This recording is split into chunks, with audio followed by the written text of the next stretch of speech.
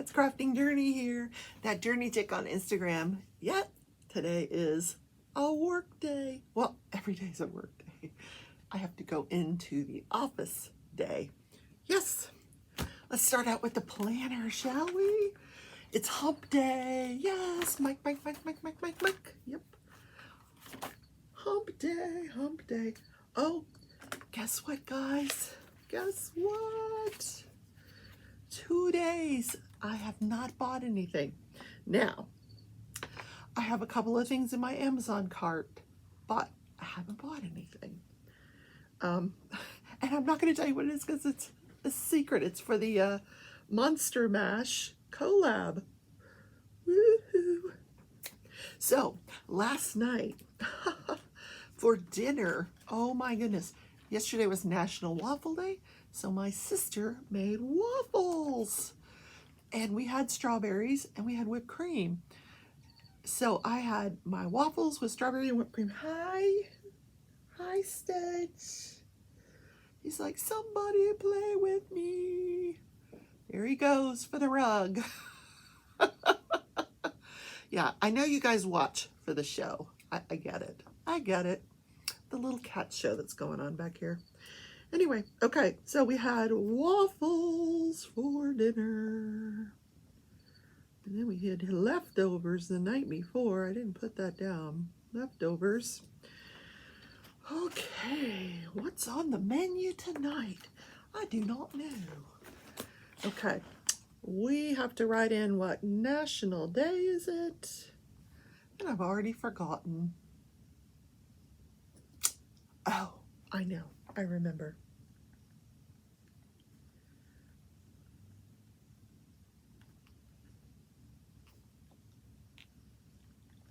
All right, we're writing it down.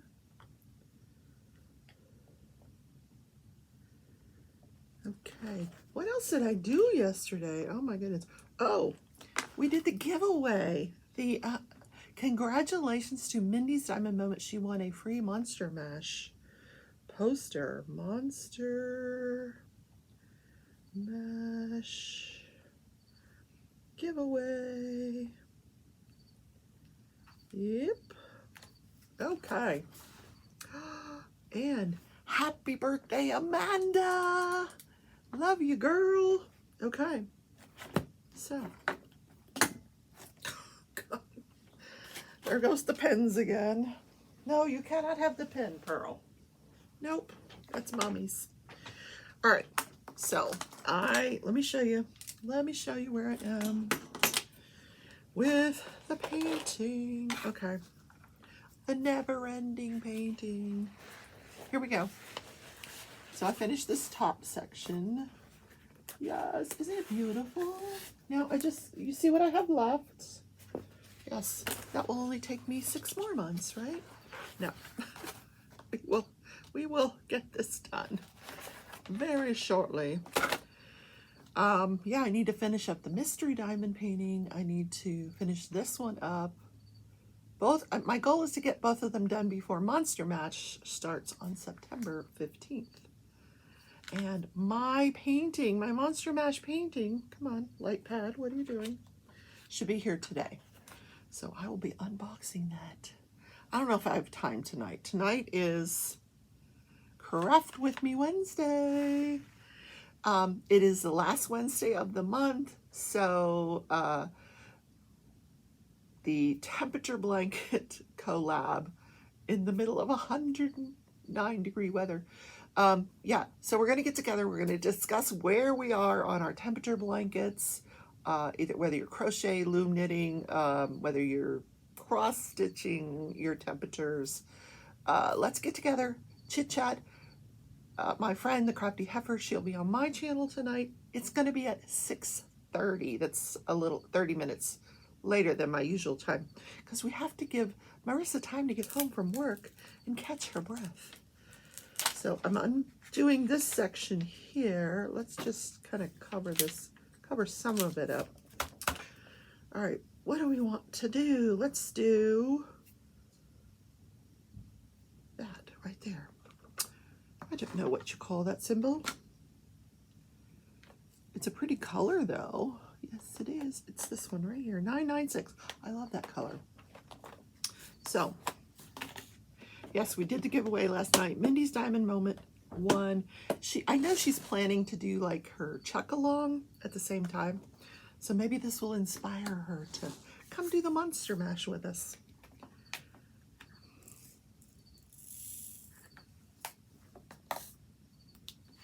Anywho, or at least donate it to, you know, give it away to someone who would actually like to paint along with us. If she's not going to paint along with us, I don't know. Mindy, what you gonna do? She doesn't watch this channel. Or maybe she does, I don't know. Who knows? A lot of people watch and don't comment, and that's okay. You know, commenting is not for everybody. I watch a lot of videos and don't comment. Sometimes I forget. Sometimes you get to the end of the video and you think about commenting, and by the time you think about commenting, it's on to the next video. So sometimes I forget. Peanut butter coffee this morning.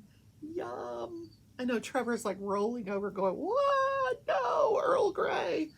No peanut butter. Okay. Jeez. I'm not awake yet. I'm not awake yet.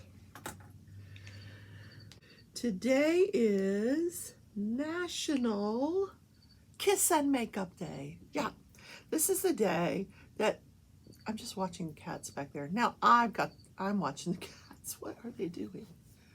Oh my goodness.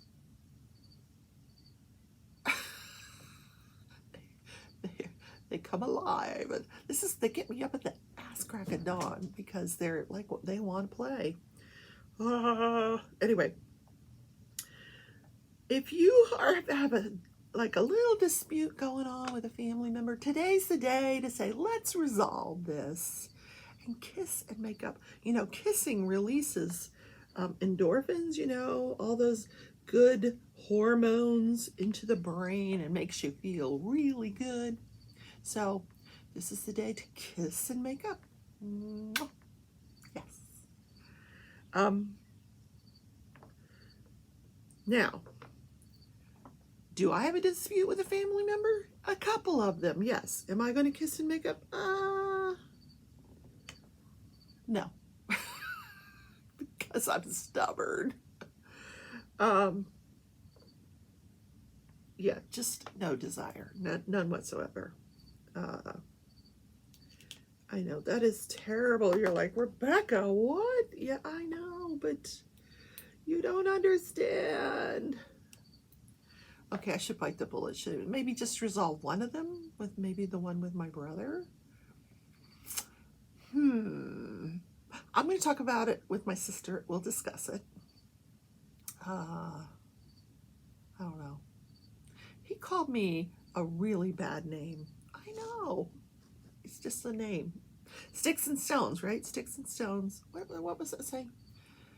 Sticks and stones will break my bones, but words can never hurt me. Well, words hurt me with him. Okay. I should have picked a different day because I don't want to make up. I'm stubborn. I know. But, you know, what if something happened to that family member and then you would feel terrible that you didn't make up with them and that the last thing that occurred between you guys was words, and you wouldn't want that to happen. I know. Well, okay, we'll think about it. I'm going to think about it. It's hard to do that. It really is. When somebody hurts you so badly and then you just say, oh, okay, kiss and make up. Well, I might make up, but I'm not going to kiss my brother. No.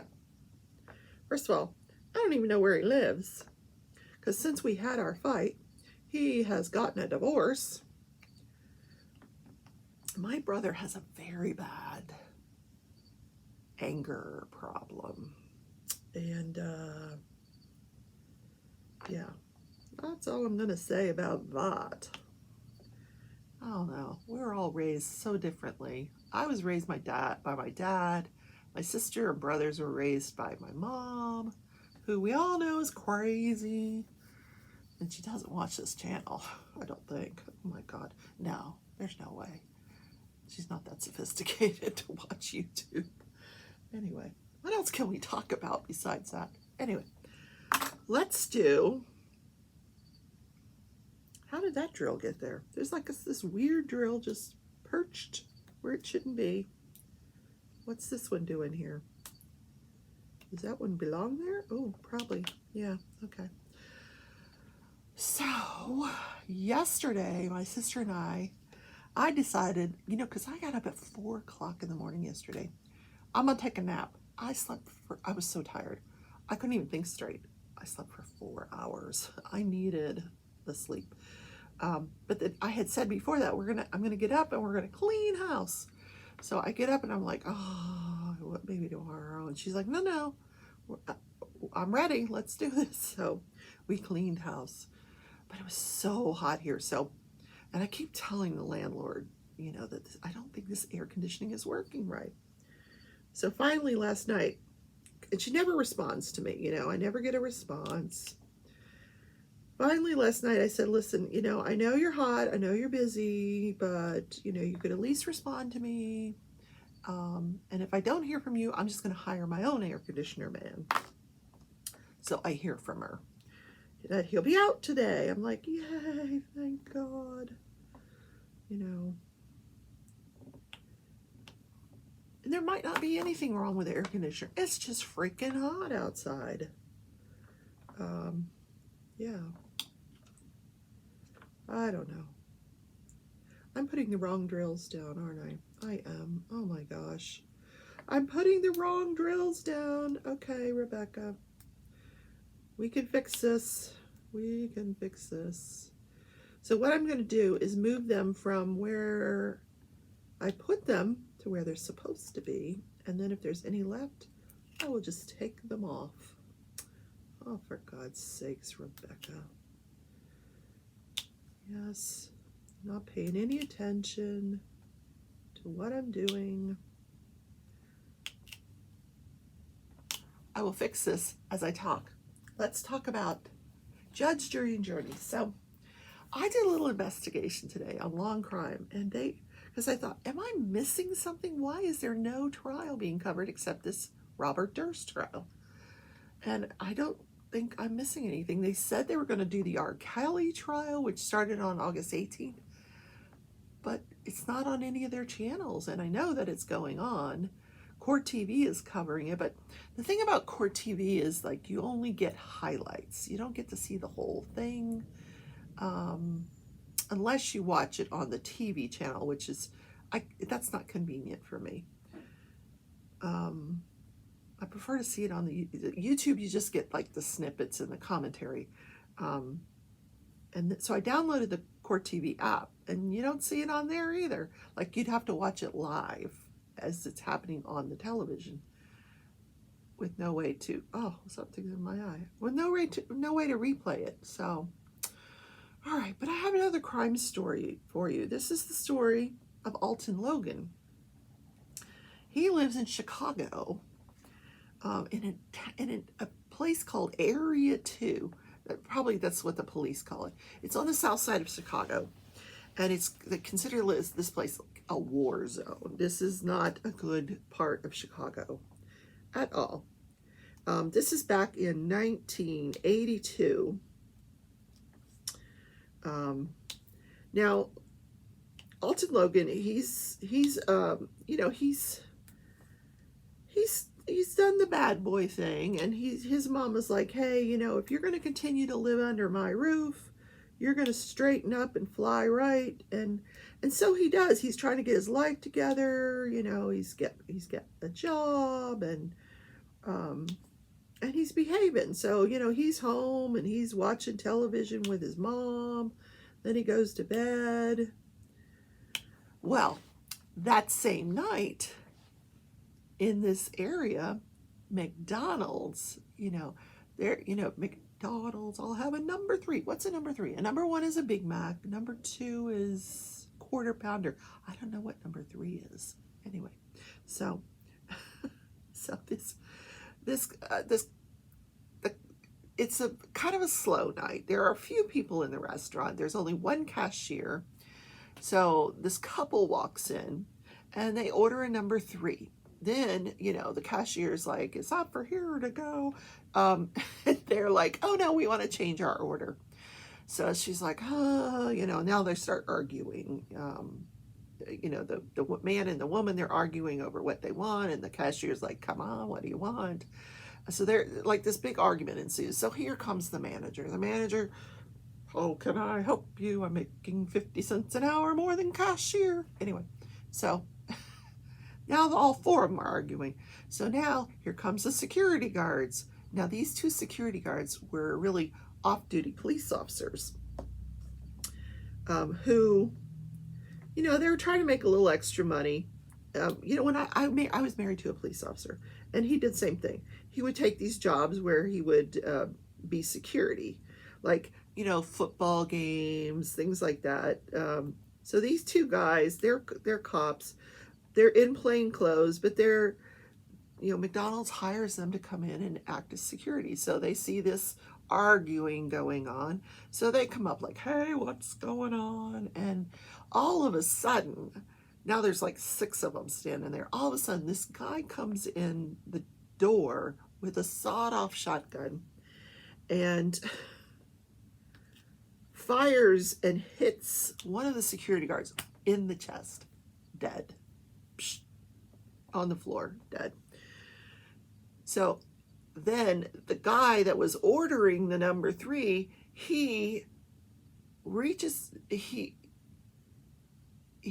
in, grabs his own gun, he was armed, and he knocks over the second security guard and shoots him in the head, point blank. Well, what he doesn't know is that security guard, he missed. He didn't hit him in the head. It went into his arm instead. But so the security guard decides to play dead, so the guys leave. So those 2 guys flee.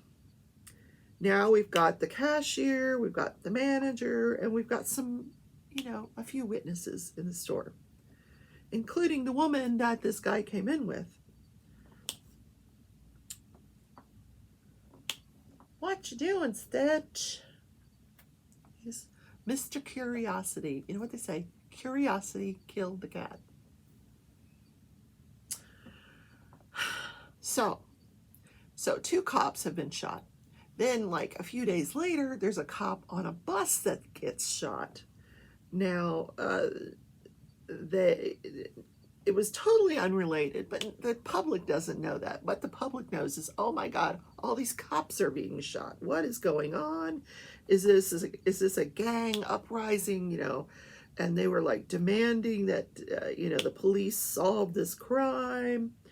So they interviewed all the witnesses at the McDonald's, and one of the witnesses says, one of the shooters looked. The guy with the shotgun looked just like my neighbor, Alton Logan.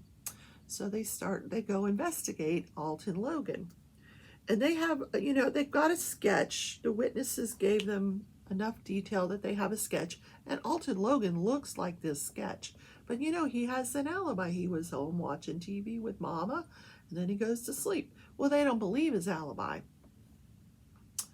So, and what happens next? So back to the bus, just real quick. They catch the shooter right away. Right on the scene, they catch the shooter. So that was really not related, but the public didn't know that. So they bring Alton Brown down, and they actually show a picture of Alton Brown to all the witnesses, like the cashier and the manager, and they're like, oh yeah, that's him. Then they bring in Alton Brown and put him in a lineup. You should never show a witness a picture before you do a lineup, but they did. So they do a lineup, and he's in the lineup, and of course everybody identifies this guy. Yep, that's him. That's him. He did it. God, this poor guy. So he gets arrested. And it goes to trial, and they're all like, yep, he did it. He did it. So meanwhile, And the trial doesn't happen for about a year. So meanwhile, back at the ranch,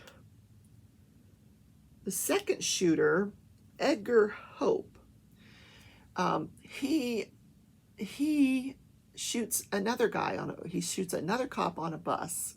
As he's getting off the bus, a third cop, well, another cop, there's cops everywhere, another cop shoots him and injures him. So he's apprehended. They find out when they arrest him that he has the gun on him that was stolen from the officer at the McDonald's. Because what I forgot to tell you is after they shot the guy in the chest with a sawed-off shotgun, they reach down and they take his gun.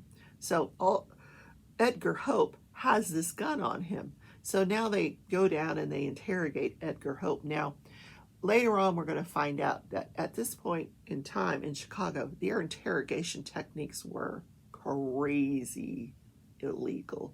Crazy, like what they were doing to these people to get confessions. Oh my word. So this guy's arrested, and now he's charged, because they do the same thing. They show his picture to all these witnesses in the McDonald's. They're like, yep, that was him. He was the other shooter. So now they have identified Alton Logan as the guy that came in with the sawed-off shotgun, and they've identified Edgar Hope as the other shooter of the second cop who actually survives. They all identify him. Now, these guys don't know each other. Now they're in jail. They've never met. And they're charged with being accomplices. Like, what? Yeah, they've never met each other. So another person comes forward to the police and she says, I know that this third person has all these weapons. Stitch, what are you doing? No, that's not a good idea. Go play. Goodness. Another person has all these weapons. He's got a weapon cache. So they go, they raid this guy. They see all these weapons. And one of the weapons is a sawed-off shotgun. And that's identified to be the weapon that was used in the McDonald's murder of the cop. So they arrest this guy. Now they've got 3 people for the same crimes. They arrest him in relation to all the guns. So now the attorneys representing this guy, they're talking to their client, and he confesses to the McDonald's murder. He's like, yeah, I'm the guy with the sawed-off shotgun. Because Edgar Hope tells his lawyer, he's like, listen, this guy, Alton Logan, had nothing to do with this, because they're all in jail together and they feel bad. I guess they have a little bit of a conscience. Edgar tells his lawyer, listen, this guy Logan had nothing to do with it. This other guy and I committed crimes all the time. We're in the same gang. We committed crimes together. He and I did the McDonald's murders. But the problem is his client doesn't want to testify to that. So they go to the other guy, and he confesses to them. He's like, yeah, I was the one with the sawed-off shotgun, but I'm not gonna go public with that. No. So anything that you tell your lawyer is privileged. They cannot tell anyone, they cannot tell another soul what you've told them unless you give them permission. And this guy would not give them permission to tell anybody that Alton Logan had nothing to do with this murder. Now he's convicted by a vote of 10-2. 10 people wanted to give him the death penalty. 2 did not. So it has to be unanimous. So Alton Logan gets life in prison. Now he's serving his life sentence. He's innocent, but nobody can say that he's innocent. So the only way you can reveal something that your client has told you is if he gives you permission or the client dies. So both Edgar Hope and this other guy, and I don't remember his name, I apologize, they go on trial. They're both convicted. They both get the death penalty. So now Alton's thinking, or the attorneys are thinking, okay, this guy's going to get the death penalty. Once he gets the death penalty, we can reveal what we know. So what they did was they wrote an affidavit out. saying that they have information that's privileged that would exonerate, Edgar Hope. And they put that in a lockbox and they store it for when they can reveal this. And they wanted to do it closer in time to when this information was given to them. That's why they do the affidavit. Well, that thing sits there in this lockbox under one of the attorney's beds for years. Because what happens next is this third guy, he files a lawsuit from jail against the city for torture. Then it comes out that all these Chicago defendants were tortured to get confessions. And like he claims, and there's pictures to show what happened, that they took his shirt off during the interrogation and put his chest up against a radiator. He had like radiator marks on his body. So what the courts do with all these defendants is they set aside the death penalty. So now they're just serving life in prison. So any possibility that he was going to get the death penalty and that this affidavit would come out, well, that's gone. So that letter continues to sit there. Alton Logan sits in that prison for 26 years. Finally, the third guy dies. I think he gets cancer. He dies in prison. Now the lawyers can reveal what they know. So they come forward, they pull out that affidavit, they show the courts. He's exonerated. They release him from jail. And he's not bitter. He's not bitter with the attorneys. He's like, they were doing their job. They couldn't reveal what they knew.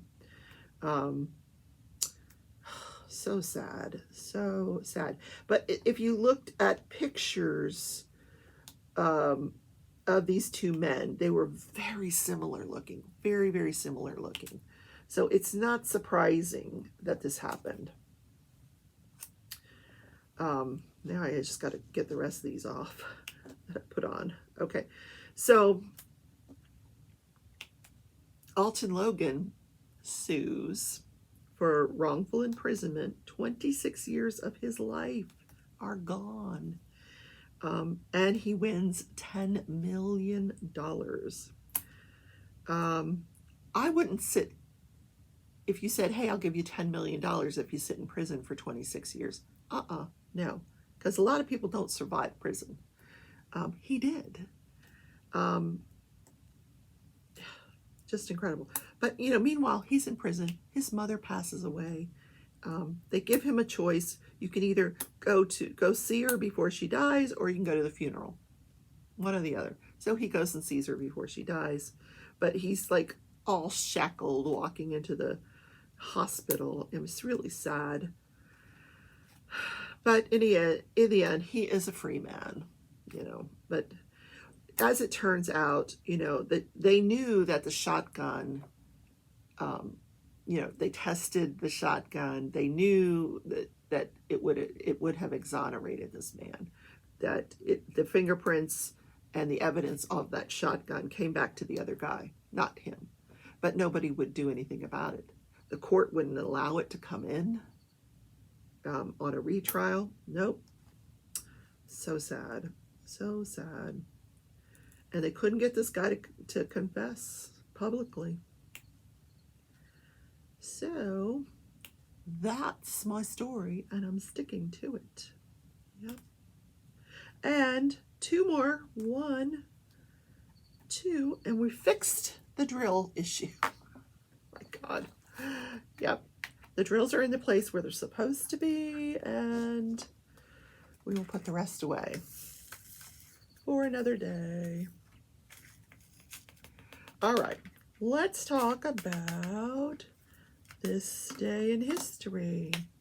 Somewhere over the rainbow, skies are blue. Yes, The Wizard of Oz opens in theaters this day in history, 19 1939. Yep. And it was not a huge hit. The uniqueness, they say it was based on a story about two women fighting over shoes, which is kind of oversimplified. This was written by Baum, B-A-U-M, who was, you know, like a salesman. He was not wealthy by any means when he wrote this story. So it gets picked up. They cast Judy Garland, you know, she sings Somewhere Over the Rainbow. But the amazing part about this movie is that you know, she resides in Kansas, and then she ends up in the land of Oz. Well, everything that's shot in Kansas is done in black and white, and then when she wakes up in Oz, it's all Technicolor, which to this day, that part of the movie just, I'm like, oh, I got to see that part of the movie. That's like my favorite part of the movie. First is when she sings Somewhere Over the Rainbow, and the second part is when they go from black and white to Technicolor. I'm like, oh, that's so cool. Then, you know, the rest is just, it's this cute movie, really cute movie, but it didn't make a lot of money at the box office. It cost them $2.3 million to make this movie, and it only grossed $3 million. So they didn't make a profit off this movie. But when it opened on TV in 1956, 46 million people watched this movie. And I remember every year, like, The Wizard of Oz is coming on TV, and my parents like held it over my head. You must behave this week, or you will not get to watch Wizard of Oz. So I was like on my best behavior because I wanted to watch Wizard of Oz. God, do you remember when parents used to do that? Yes. The Charlie Brown Christmas special is coming on, and you must behave, or you're not going to get to watch it. So, like it would never come on again. It came on every year. Anyway, so I don't know how many times I've watched that movie. I can't even count. But interesting little fun fact about that movie. Which one do I want to do next? Sorry. Time out. All right, we'll do this one. It was nominated for an Oscar, and it lost to Gone with the Wind. Gone with the Wind won the Oscar that year. But it did win an Oscar for like Best Song, Somewhere Over the Rainbow, and for Best Juvenile Actress. Like, it was a special recognition, special category that they created just for Judy Garland. And that became like her signature song. You know, what luck, you make this great movie, and it's the same year as another great movie, Gone with the Wind. Anyway, that is this day in history. You hear that snap? I love that snap. Ready? Ready?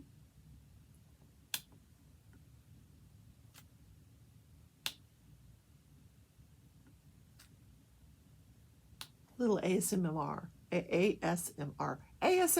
I can say it for you. Okay, guys. That's the show for today.